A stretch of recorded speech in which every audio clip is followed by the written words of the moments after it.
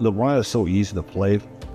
He's so fucking easy to play. He don't have any moves. These are 6 NBA legends who've watched the game they built turn into something totally unrecognizable. And now they're finally speaking up loud and clear. Michael Jordan, Shaquille O'Neal, Charles Barkley, Dennis Rodman, Scottie Pippen, and Kevin Garnett. But now it's more like, I don't want to watch the players coming down shooting 50-footers.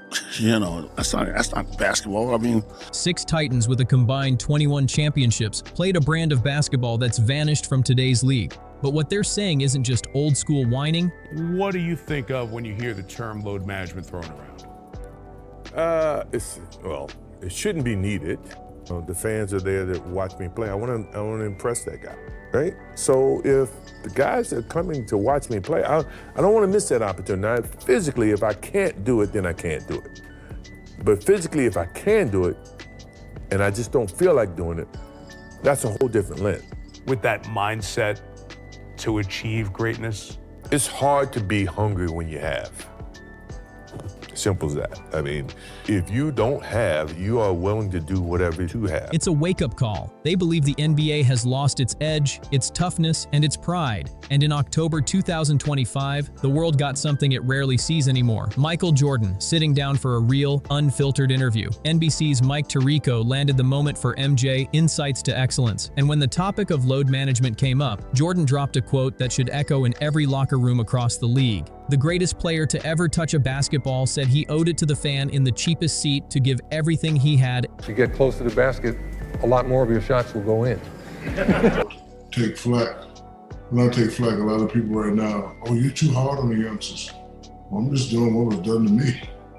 I can remember when I was averaging 30, 35 in LA, but we'd always get swept.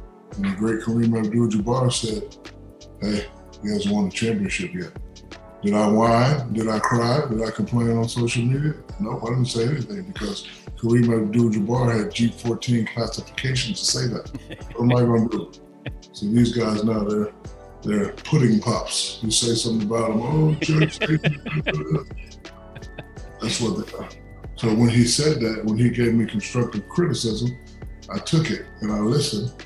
And I brought my game to another level. Every single night. That one statement perfectly explains the canyon-sized gap between his generation and today's stars. For Jordan, showing up wasn't a suggestion, it was the job. And that show up or get out mentality, it's extinct now. People say Charles and I, we're ruining the game talking about the product, because the product is show me greatness. Y'all pay a lot of money for these shoes, and I want to see be great. And I'm going to always stay on them and motivate them to be great. They can call it hate I want, but I ain't sucking these out just because they're making $400 million. A lot of these can't play, and they know it. Jordan played all 82 games in a season 9 times. In 11 of his 14 seasons, he appeared in 80 or more games. Compare that to last season, only 11 players in the entire league played all 82 games. The participation rate has fallen off a cliff because players today act like playing is optional instead of mandatory. But Jordan didn't just call out the lack of effort, he broke down why players today don't have that fire. Analytics don't work at all. They're just a crap to some people who were really smart, made up to try to get in the game because they had no talent. Because they had no talent to be able to play. I agree with you on that. So smart guys wanted to fit in, so they made up a term called analytics. Analytics don't work. What analytics did the Miami Heat have? What analytics did the Chicago Bulls have? All these guys who run these organizations who talk about analytics, they have one thing in common. They're a bunch of guys who ain't never played the game, and they never got the girls in high school, and they just want to get in the game. When Tirico asked him about the mindset of modern stars, Jordan said it plain and simple. To achieve greatness, you have to earn it. He pointed out that players are landing $200 million contracts before they've even won a playoff series, before they've developed a full game, before they've proved they can handle real adversity. Money comes before mastery, and that comfort destroys motivation every single time. Couldn't believe that an NBA player could make $1 million. And now these guys are so lucky and blessed, and they can't play basketball 3 or 4 days a week. When Jordan entered the league, he made less than $1 million a year. He got knocked out by the Pistons again and again. But instead of pouting, he used that pain to sharpen his game until he finally won his first championship at 28. Years of struggle built his toughness and hunger. Now players hit the league, get max deals at 22, and then wonder why veterans side-eye their work ethic. Game 5 of the 1997 final says everything about Jordan's mentality. Well, it's really not a comparison. I'm just saying, if LeBron LeBron was playing in the late 80s and the early 90s, he was just an average player. I mean, but to do what Michael has done, I mean, dude, seriously, Michael did what he did. It was more charisma. It was more articulate and stuff like that. LeBron is more like, boom, okay.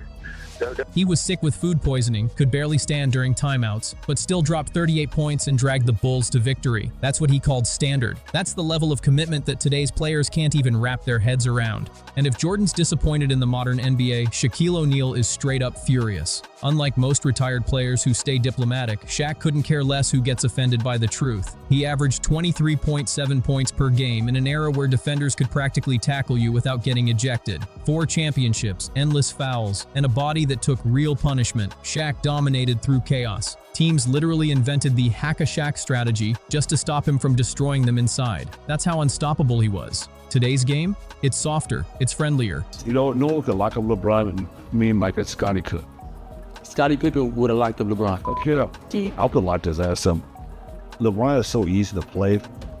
She's so fucking easy to play. He don't have any moves. Sitting and turn on it. All he has is straight down the king. What do you think? They ain't got no moves. Where's he going at?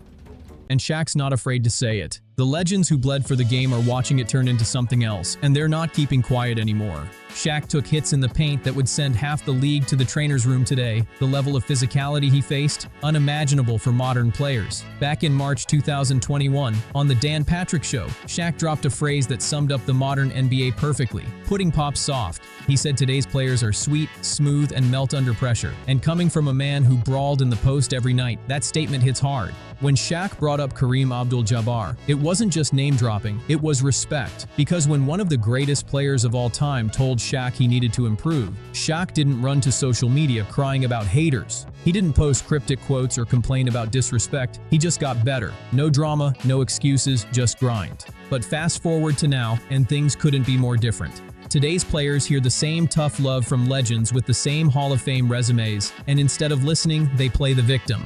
They drop emotional posts, clap back online, and call it negativity. That's why the same mistakes repeat, because nobody's willing to just admit, I need to improve. Then came April 2025, when Shaq unloaded his most brutal take yet on the big podcast. He didn't hold back. He said straight up that the product on the court just isn't good anymore. He called it how he saw it. Games are boring, defense is gone, and every team plays copycat basketball, just chucking up threes like it's a video game. If I'm being honest, bro, I don't think anybody in this generation could have played like 20 years ago. If I'm being 100, and this is to everybody in our league, Tatum, all y'all. Let me tell y'all something, bro. 20 years ago, bro, you couldn't get to a triple step back. No. You hear what I'm saying to you? You couldn't get to a triple step back, and then if you shot that shit, it had to go in.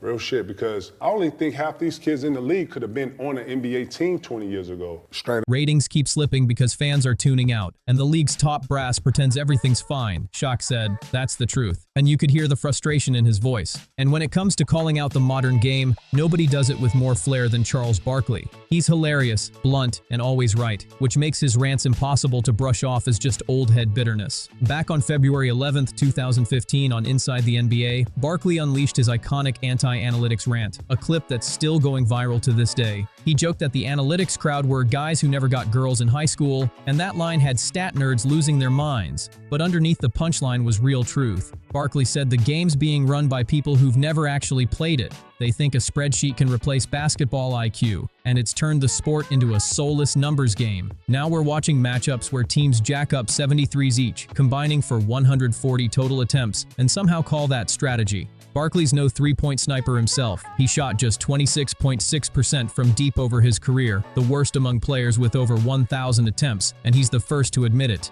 Our league now is at a point where you have to teach more than anything. AAU has killed our league. Yeah. Seriously, I hate to even say this, but it's real. AAU has killed our league from the perspective that these kids are not being taught anything. They have intentions and they want things, but the way they see it is not how our league works. No. You earn everything in this league. You're not entitled to anything. No. and it's more entitlement than anything. But that's his whole point. He knew his limits, so he played smart instead of forcing bad shots. That kind of self-awareness? It's missing in today's league, and Barkley's not afraid to say it loud. Today's players seem to have zero self-awareness. You've got role players shooting 30% from 3, but still launching 8 attempts a night because some spreadsheet says it's efficient. Let's be real. Missing 7 out of 8 shots isn't efficient, it's embarrassing. That's not analytics, that's delusion dressed up as strategy. And don't even get started on load management. It's turned into a full-blown joke. Players making $50 million a year can't even play 2 nights in a row. Fans save up for months just to see their favorite stars, and when game day comes, they're sitting courtside in street clothes like spectators. It's a disgrace. Barkley's generation played through pain that would sideline today's stars for months. He battled 7-footers nightly, dove for rebounds, and fought for every inch on the floor, all while barely taking a night off. Back then, nobody cared if you were sore. You just played. What do you think is a good number of games he played? 82 games, man. This is what the fucking job calls for. You're not practicing. You're not even playing a whole fucking, you don't play in the summer? Right. I can see if you playing in the summer, you on the playground, you went to the Olympics, then it's training camp, y'all do 30 days of fucking tour days. Okay, that's when you get rest. Man, I don't want to hear this shit, man. I don't want to hear none of this. Barkley used to say, "Steel workers show up tired for harder jobs with less money." That's real life. Meanwhile, NBA players act like playing 4 days a week is some kind of human rights violation. They're earning generational money for playing basketball, yet act like commitment is optional. Then comes Dennis Rodman, the king of chaos, the ultimate truth teller. He rarely does interviews, but when he talks, it shakes the basketball world. And nothing made waves like his comments about LeBron James. In June 2013, during the Dan Patrick Show, Rodman dropped a bomb that had fans ready to riot. When asked how LeBron would do against 90s competition, Rodman didn't sugarcoat it. He said straight up, LeBron James would have been average in that era. Not great, not elite, average. The statement broke the internet. LeBron fans called it jealousy, but Rodman wasn't hating. He was explaining. He was pointing out something real. The 90s were built different. Back then, hand-checking was legal, and if you drove to the rim, you expected to get hit. Hard. The Jordan rules weren't a myth, they were survival. Every drive meant getting knocked to the floor and getting back up anyway. Rodman's point wasn't that LeBron lacks skill, he's saying that the game's softness today amplifies his strengths. In the modern NBA, LeBron barrels to the basket, gets touched on the shoulder, and boom, whistle, free throws. Defenders can't hand check, can't body up, can't use the physical tactics that made 90s defense so brutal. Rodman's message was simple. In his era, LeBron's size wouldn't have been special. Everyone was tough, and contact was part of the game. Fans are students of the game as well. They're not just fans, you know. They know the game. And so you seeing players over there that you worked hard all week to earn money and to bring your family out for a family evening, and now they got sitting over there in sweats. That's not even a team uniform, and it's like, really? Is this what I save my $800 for? You know, I definitely feel like the three-point shot has turned fans away from the game because it's just no teamwork in shooting a three-point shot. There's no teamwork in coming down and taking a shot from behind the three-point line. But there's teamwork in coming down and executing a play. When a lie detector test later claimed Rodman was lying, that became the headline. But that totally missed his point. It's not about whether he personally could shut LeBron down. It's about how 90s basketball, built on raw toughness, psychological warfare, and unrelenting defense, would have stripped away LeBron's biggest modern advantages. Rodman's take hit a nerve because deep down, it challenged what fans didn't want to admit. The league today just isn't built for war anymore. By 2021, Dennis Rodman had officially given up on watching the NBA, and his reason, shared on the Full Send podcast, hit hard. He said the game he once loved has been completely legislated out of existence. The raw edge, the bruises, the trash talk, it's all been wiped away by modern officiating. What's left? A glorified shooting contest with zero defense and even less heart. Rodman said today's games feel like open gym scrimmages instead of battles, and honestly, he's not wrong. Then there's Scottie Pippen. Yeah, he's sparked plenty of headlines for his shots at Michael Jordan. But when it comes to his criticism of the modern NBA, the man makes serious sense, especially when he talks about how load management disrespects the real people who keep the league alive, the fans. On the PBD podcast in January 2025, hosted by Patrick Bet David, Pippen broke down his biggest issue with the game today. Players have forgotten who they play for. Pippen talked about how he played through injuries that would shut down most of today's stars for half a season. He guarded the best perimeter scorers night after night, did the dirty work that never made the highlight reels, and still showed up every single game. The idea of sitting out because he was tired didn't even exist back then. On that same podcast, he went after the modern obsession with three-point shooting, and his point was pure truth.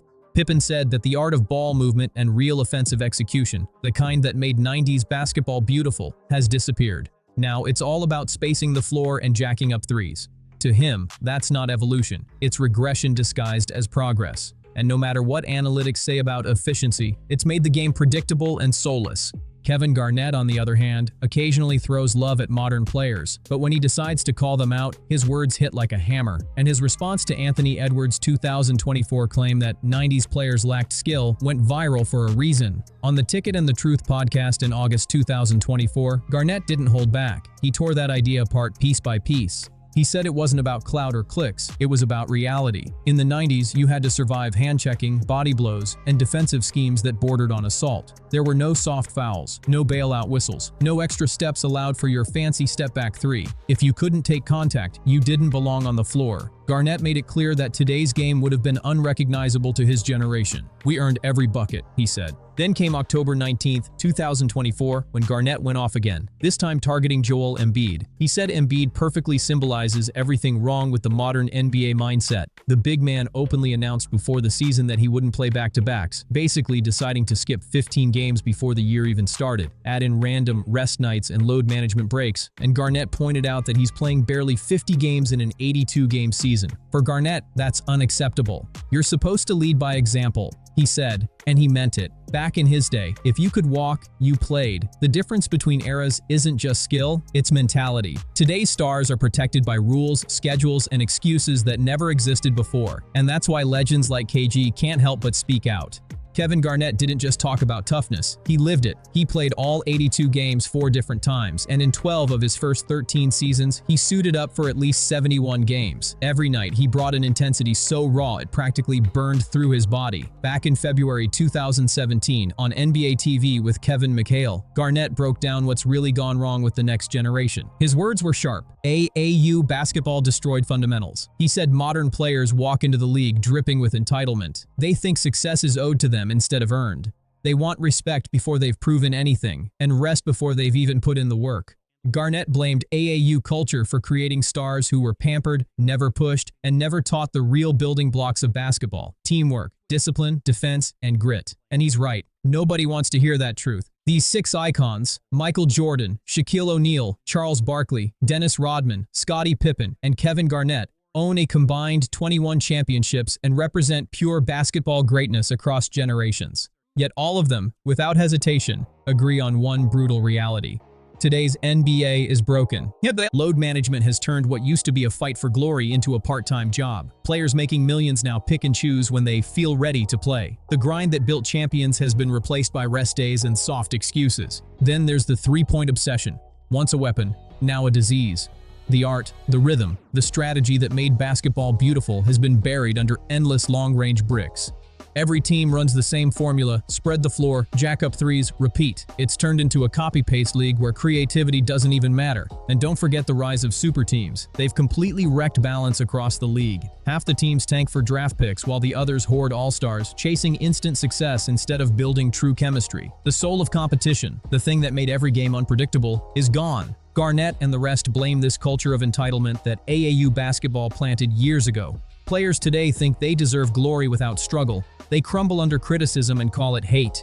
They've got highlight moves but no fundamentals, flash without foundation, and that's why the product feels hollow. These legends didn't just talk, they walked the walk. They played through pain that would sideline most modern stars for months. They showed up every night, knowing fans had saved their hard-earned money to see them perform. They perfected every aspect of their games instead of leaning on one move. They built dynasties, not through trades or team-ups, but through sweat, losses, and redemption. Winning came before fame, and competition came before comfort. The modern NBA, it's lost every bit of that spirit. Call these legends bitter old heads if you want. say they're jealous of modern salaries or stuck in the past, but you can't deny their results. 21 championships, earned without super teams, without skipping back-to-backs, without crying on social media every time they got called out. They didn't just play, they competed. Every game meant something. Every possession mattered. That's what being a champion really looked like. So when they say today's NBA is softer, less physical, less competitive, and way less exciting, it's not just opinion, it's reality. The numbers back it up. TV ratings are down, arenas aren't selling out, and fans are tuning out because the magic is gone. Now the only question left is, does anyone in today's league have the guts to prove them wrong? Because based on everything we've seen, the answer's loud and clear. No.